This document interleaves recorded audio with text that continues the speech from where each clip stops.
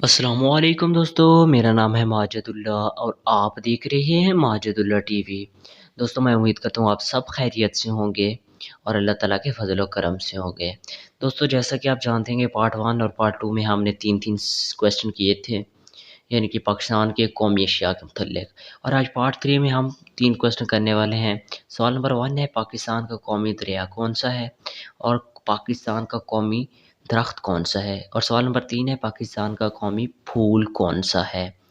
तो दोस्तों, इस बारे में बात करने से पहले आपसे एक छोटी-सी रिक्वेस्ट करूँगा कि अगर आप माजिदुल्लाह टीवी पे न्यू हैं तो माजिदुल्लाह टीवी को ज़रूर सब्सक्राइब करें और साथ ही दिए बेल आइकन को प्रेस करके ऑल पे कर दें, ताकि माजिदुल्लाह टीवी पे कोई भी न्यू इंटरेस्टेड वीडियो अपलोड हो तो उसका नोटिफिकेशन आपको मिल जाए और आप उससे देखकर मालूमात में इजाफ़ा कर सकें। और इस वीडियो को ज़रूर लाइक कर दें।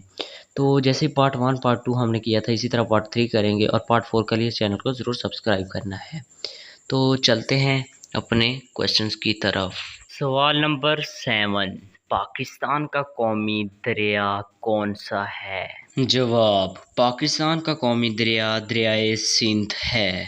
सवाल नंबर 8, पाकिस्तान का कौमी दरख्त कौन सा है? जवाब, पाकिस्तान का कौमी दरख्त देवदार है।